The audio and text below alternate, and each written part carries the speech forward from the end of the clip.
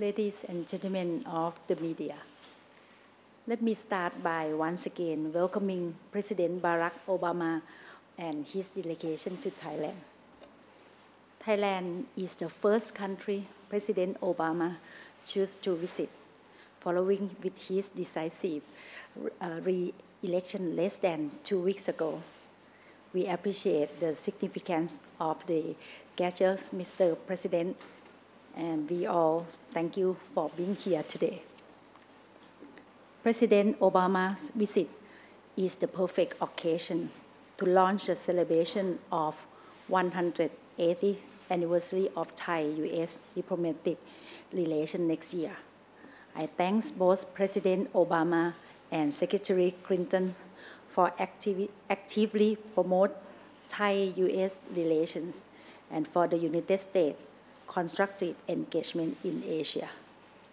This afternoon, I had the honors of accompanying the President for an audience with His Majesty the King, reflecting the close relationship between our two countries at the highest level. Lastly, at the bilateral meetings, we had productive and wide-ranging discussion in an atmosphere of friendly partnership. Thailand is the oldest treaty ally of the U.S. in Asia, and a long-lasting one because of our shared commitment to democracy, human rights, and free markets. I expressed to the President that it is my firm commitment to the people to preserve and protect democratic system, and I appreciate the President's support of democracy in Thailand, and I agree with him that democracy will lead to economic process. As we agree that celebrating last success is not enough, we look to the future and to build an even stronger strategic partnership that benefit both countries and indeed the broader regions, ASEAN and Asia Pacific. On the economic front, to generate growth and create jobs for both Thai and Americans, the President and I agree to redouble our effort to promote trade and investment and people-to-people exchange. We will also strengthen our cooperation in energy and food securities. Furthermore, we agree that Thailand is a strategic location and a hub for ASEAN connectivities and the ASEAN Economic Communities AEC. We will work together to make the regions an engine of growth, contributing toward global economic stability and sustainability. Within this context, I inform the President that Thailand will initiate negotiation on the Trans-Pacific Partnership or TPP, which will engage all stakeholders and undertake the necessary domestic legislative process to make it become a reality. The President and I had wide-ranging discussion about regional issues, and I welcome his upcoming historic visit to Myanmar and Cambodia. We welcome the United States' renewed focus on Southeast Asia and believe our bilateral partnership can help contribute to regional peace, security, and prosperity. But our cooperation goes beyond the regions. At the global level, Thailand is concerned with the threat of weapons of mass destruction or WMD. Therefore, I inform the President that Thailand will join the Proliferation Security Initiative or PSI. We believe that PSI will help prevent WMD from falling into the wrong hands, which is in the shared interest of all. The President and I also discussed on how to tackle transnational crimes and, in particular, human trafficking. I reaffirm my commitment to fight human trafficking, which equal to modern slavery. We also discussed cooperation on combating terrorism, and how to deal with the climate change issue, especially in the term of disaster relief. Finally, we recognize the importance of continued high-level exchange and consultation between our two countries. As part of our growing partnership, the President and I agree to stay in close touch and to have our minister and agency to do the same on the rich agenda we discussed today. Thank you for your attention. Thank you very much. May I now invite the Honorable Barack Obama, President of the United States, to say a few words. Well, thank you very much. Good evening to the people of Thailand who have welcomed me so graciously. Let me say, Sawadee krap. I will say that the Prime Minister's English is much better than my Thai. But I want to say thank you so much, Madam Prime Minister, for your very warm welcome, your generous words, and the sense of partnership that you bring to our work today. As you indicated, Asia is my first foreign trip since our election in the United States, and Thailand is my first stop. And this is no accident. As I've said many times, the United States is and always will be a Pacific nation. As the fastest growing region in the world, the Asia-Pacific will shape so much of our security and prosperity in the century ahead, and it is critical to creating jobs and opportunity for the American people. And that's why I've made restoring American engagement in this region a top priority as president. And the cornerstone of our strategy is our strong and enduring treaty alliances, which includes our alliance with Thailand. Thailand is America's oldest friend in Asia. Next year will mark 180 years of diplomatic relations. We've been treaty allies committed to our common defense for nearly 60 years. Our men and women in uniform have stood together, and they've bled together. Our business people and our entrepreneurs work together to create jobs for both of our peoples. Our diplomats, development experts, researchers, and student partners every day work together so that our citizens and the people across this region can live in peace and security and dignity. Most recently, the people of Thailand have worked to restore and strengthen your own democracy, and we are very admiring of the efforts that have been made. Earlier today, I had the great honor of having an audience before His Majesty the King, a leader of wisdom and dignity who embodies the identity and unity of this nation.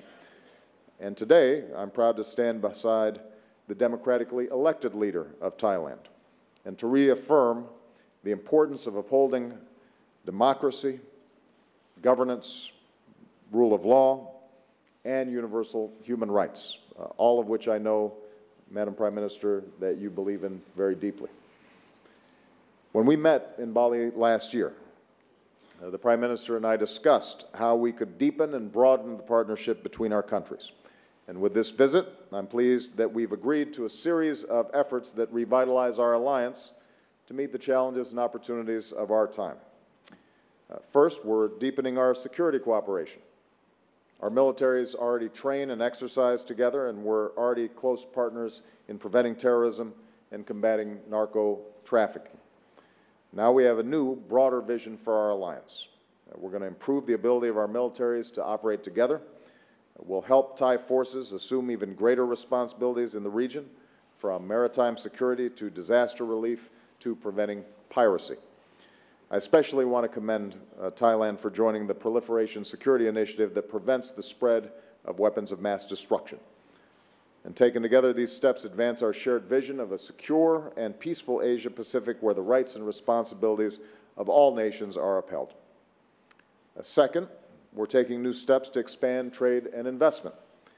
The United States is already one of Thailand's biggest trading partners, and we're already one of the biggest investors in Thailand. But we believe we can do even more. So we've agreed to reconvene our Trade and Investment Council to explore new ways that our companies and our entrepreneurs can do business together. We'll continue to work with our APEC partners to reduce barriers and move toward a seamless regional economy. and will work together as Thailand begins to lay the groundwork for joining high-standard trade agreements such as the Trans-Pacific Partnership. All of this will advance our vision of a region where trade is free and fair, and all nations play by the rules. Third, on this 50th anniversary of the Peace Corps in Thailand, we're moving ahead with new partnerships to promote development and human dignity. We'll focus on public health, developing a vaccine for HIV/AIDS, and ensuring that development is sustainable, especially in regions along the Mekong River. I recently announced new steps that the United States is taking to confront the scourge of human trafficking, modern slavery. Thailand is also taking new steps to address this challenge, including measures to better protect and empower women and girls. And I'm very pleased to see the leadership that the Prime Minister has taken on what I think we all agree is a very important issue. And given Thailand's role as an emerging donor country, I'm very pleased that our two nations will be working more closely to promote development in other countries, including fighting malaria along the Thai-Burma border. We also welcome, by the way, the leadership that Thailand has taken in protecting wildlife around the world. It's something that Thailand should be very proud of. Finally, we discussed a range of regional challenges. Thailand has supported the cause of democracy in Burma, protecting dissidents, hosting refugees, and promoting reform. And I very much appreciate the Prime Minister's insights as I prepare to visit Burma tomorrow. As a founding member of ASEAN, Thailand will play an important role in our meetings in Cambodia. And I especially want to thank our Thai friends for being so supportive of our role in the East Asia Summit, which should be the premier forum for discussing regional challenges, including maritime security. So once again, Madam Prime Minister, I want to thank you for your hospitality and your partnership. Because of the progress that we've made today, I think we've put the U.S.-Thai alliance on an even firmer footing for many years to come. And tonight I look forward to celebrating the bonds of friendship between our peoples and also enjoying some Thai food, which is one of my favorites. So thank you very much. Khop kun krap. Thank you very much, Mr. President. Now we will take a few questions from the floor. I would ask, if I have not already mentioned so, to ask you to identify your name and affiliation. We have about 4 questions. And so the first question is to the Thai media. So could I have the first question, please? Good evening. I'm Chiranai. I'm representing newspaper here in Thailand. This question goes to both of you, Mr. President and Mr. Prime Minister. Right, you both talked about democracy in Thailand, but my question is this. Are you both satisfied with how democracies work? I mean, is the situation of democracy right now in Thailand? I'm talking about the situation that those who are responsible for 2010 crackdown is still not pursued by laws, and you still have these laws that criminalize any criticism against the king very harshly, including an American citizen, Joe Gordon. You have many political prisoners and recorded human rights abuse. I mean, in your opinion, I mean, how do you call this situation satisfying? And Mr. President, which Thai cuisine dish is your favorite again? Could you be more specific? Thank you, sir. For the Prime Minister, may answer the question first. Let me answer the question on democracy today. I think the destination of us is the stability of democracy. Because democracy, we believe that it will be fundamental of economic growth in the future. So the destination to go with that vision is that the national reconciliation. But for Thailand situation, I think we will stick with the principle of true democracy by using the apply of the rule of law and the due process, and make sure that all the things will be equal and fair basis.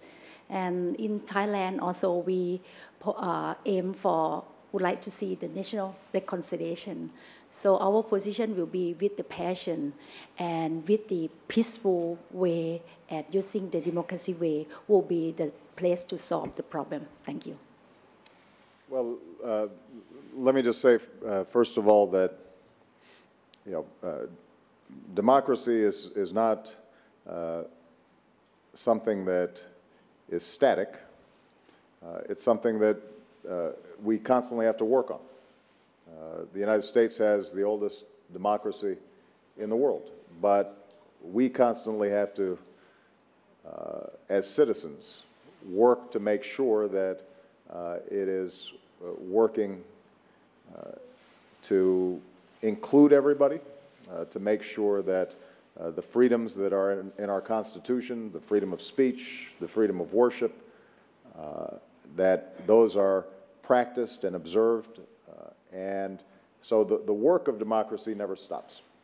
And I think that what you're seeing here in Thailand is a democratically elected prime minister who's committed to democracy, committed to rule of law, committed to freedom of speech and the press and assembly. But obviously, what's true in Thailand, as is true in America, is that all citizens have to remain vigilant, and there's always improvements to be made. And I very much congratulate the Prime Minister on her commitment to democracy. And I know that many of the reforms that she continues to be interested in are ones that will strengthen democracy even further in Thailand and will serve as a good example for the region as a whole. In terms of Thai cuisine, I like it all. And I've looked over the menu for this evening's dinner, and it looks very good, which is good because I'm also very hungry. So, so I think I saved my appetite, and I'm looking forward to having some authentic Thai food. Well, thank you very much. The second question comes from the U.S. media. I'd like to call on the Washington Post, please.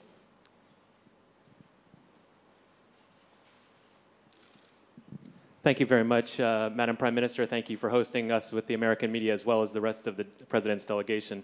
Mr. President, you will make history tomorrow as the first U.S. President to visit Burma.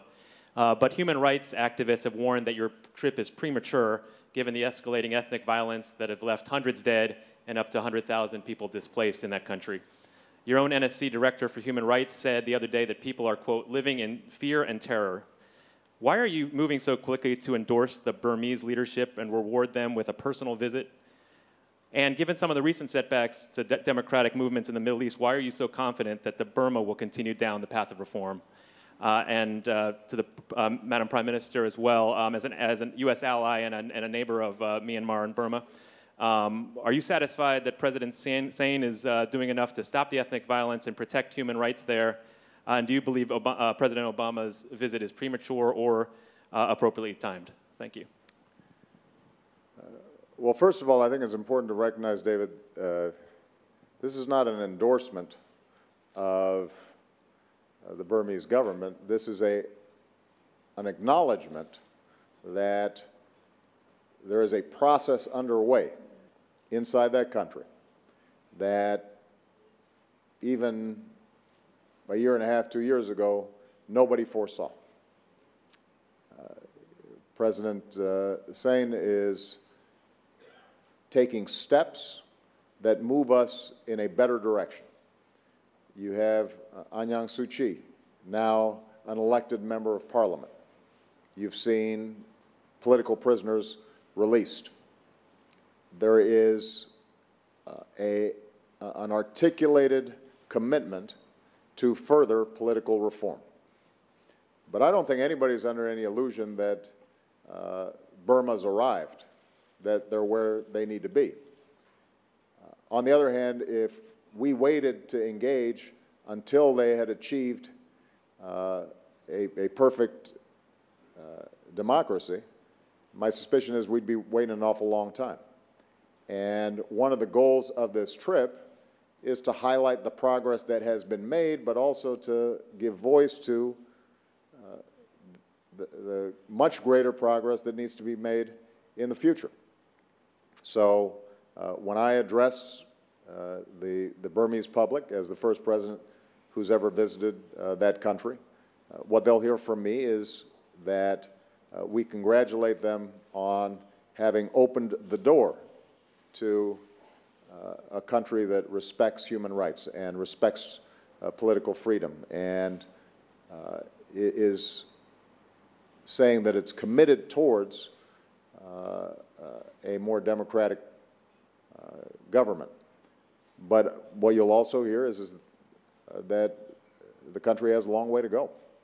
And I'm not somebody who thinks that the United States should stand on the sidelines and not want to get its hands dirty when there's an opportunity for us to encourage the better impulses inside a country. And in part, I'm taking my guidance from what Aung San Suu Kyi, who I think knows quite a bit about repression in Burma, sees as the best means to continue the development and progress that's being made there. When she visited me in the Oval Office, she was very encouraging of the prospects of a visit.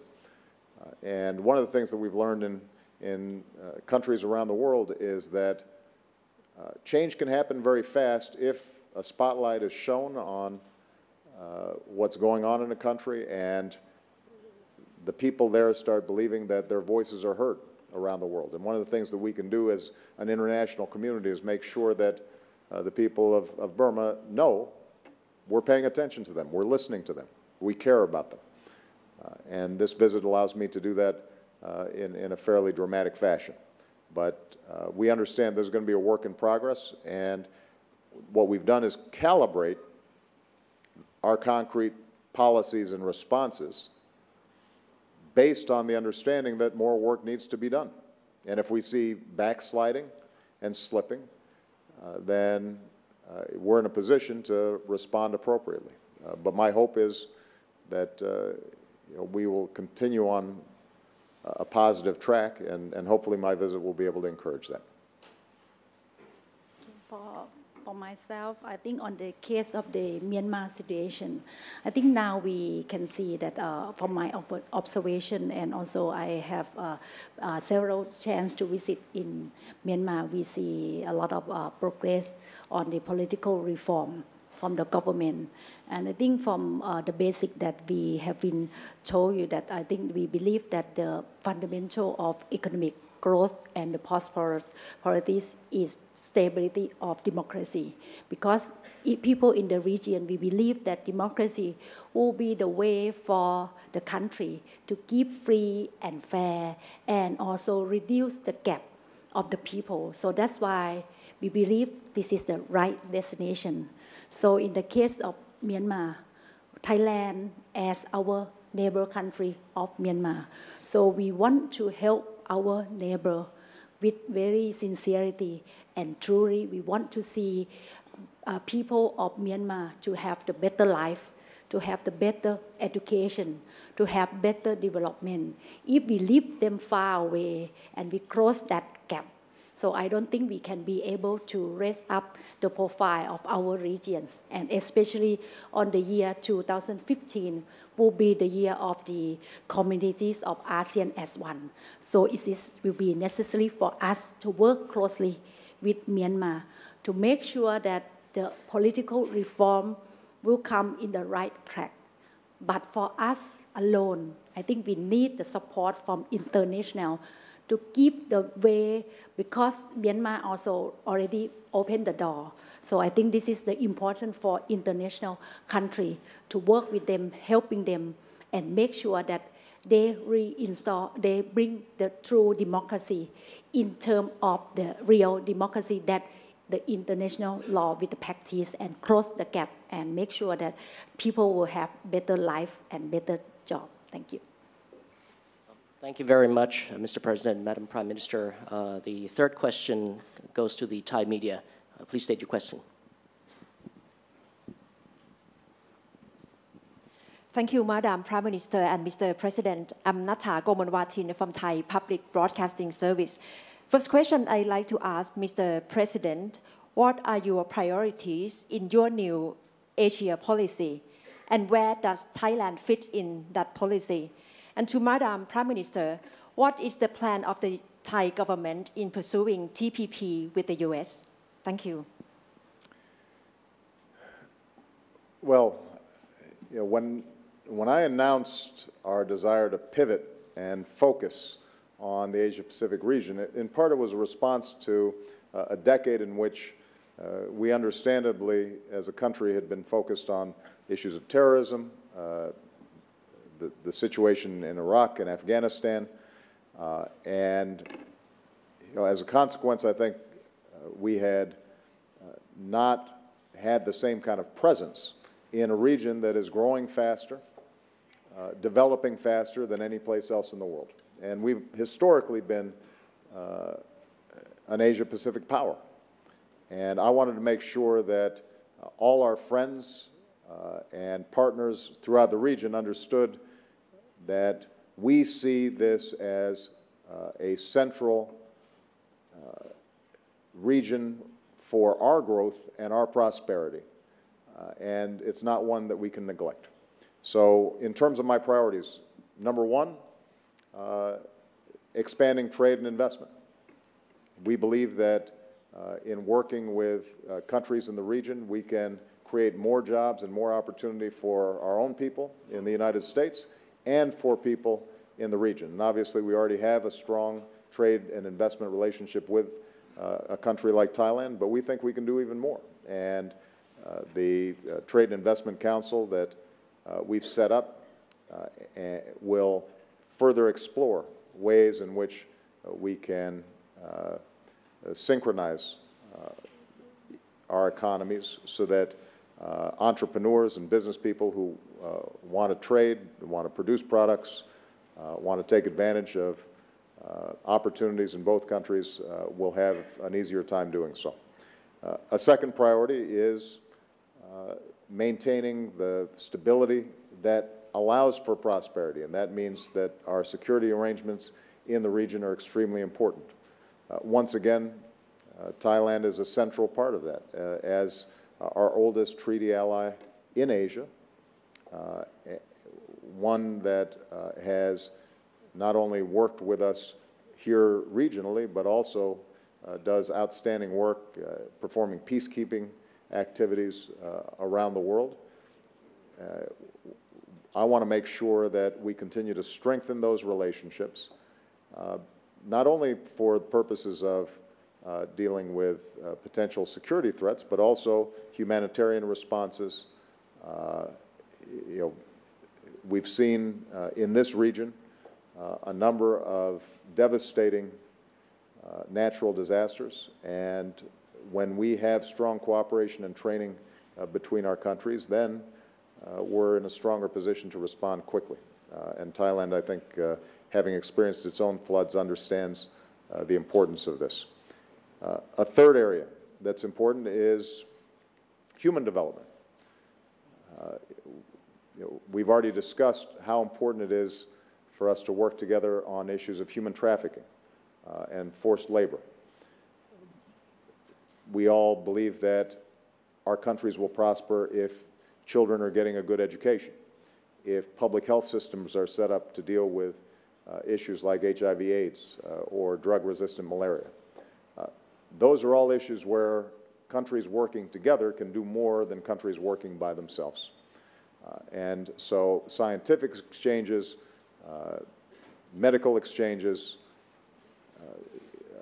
working together on development issues, all that becomes very important. And because Thailand, I think, is more successful economically than some of its neighbors, it's now in a position to be a donor country. And for us to be able to partner with Thailand, for example, USAID working with the Thai Development Agency to help people in the Mekong River area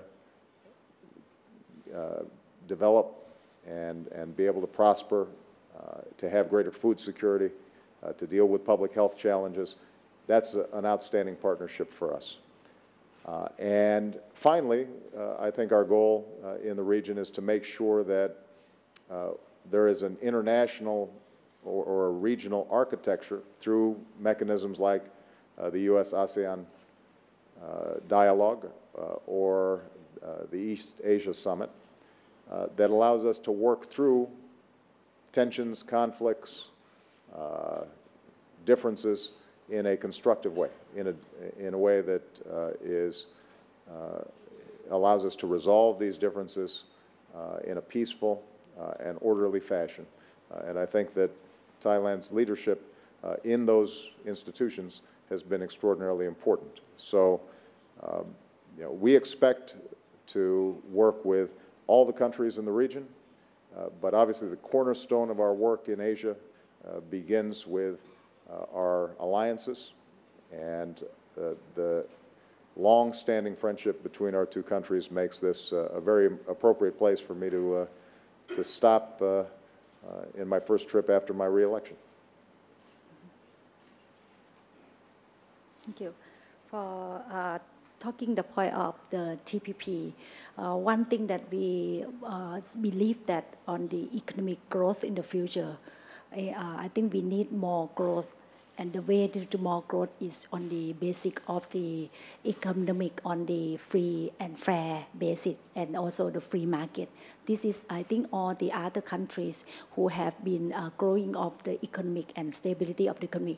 So this is very important for the country who bring growth and who bring more the future and stability of the economic growth, would like to work on share and fair and also free market. So that's why Thailand saw the TPP is very important for the future. But of course that I think in the beginning, of course the concern and the readiness of the company or the readiness of the country will be another issue that we can work parallelly, by the way, by using like the capacity building and also the readiness of the things. And after that, I think we can work along and understand, and because sometimes the benefit will be better to invite all other countries. So it means that you have more market, you have new market to work.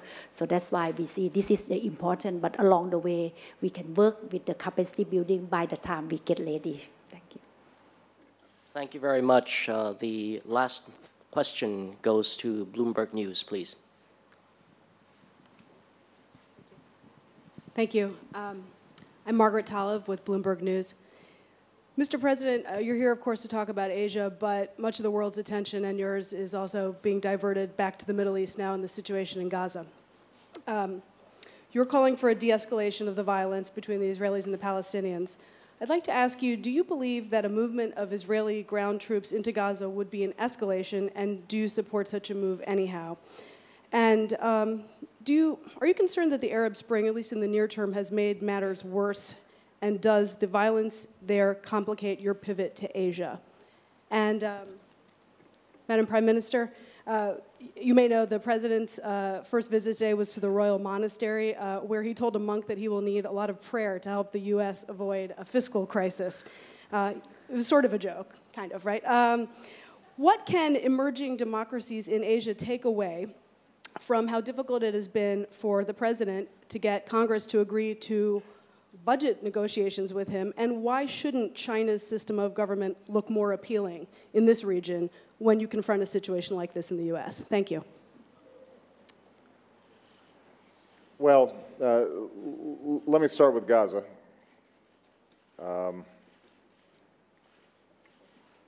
Let's understand what the precipitating event here was that's causing the current crisis. And that was an ever-escalating number of missiles that were landing not just in Israeli territory, but in areas that are populated. And there's no country on earth that would tolerate missiles raining down on its citizens from outside its borders. So we are fully supportive of Israel's right to defend itself from missiles landing on people's homes and workplaces and potentially killing civilians. And we will continue to support Israel's right to defend itself. Now, what is also true is that we are actively working with all the parties in the region to see if we can end those missiles being fired without further escalation of violence in the region. And so I've had several conversations with Prime Minister Netanyahu. I've had several conversations with President Morsi of Egypt.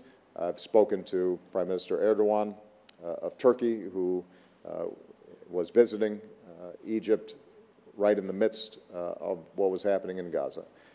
And my message to all of them was that Israel has every right to expect that it does not have missiles fired into its territory. If that can be accomplished without a ramping up of military activity in Gaza, that's preferable. That's not just preferable for the people of Gaza, it's also preferable for Israelis, because if Israeli troops are in Gaza, they're much more at risk of incurring fatalities or being wounded. We're going to have to see what kind of progress we can make in the next 24, 36, 48 hours.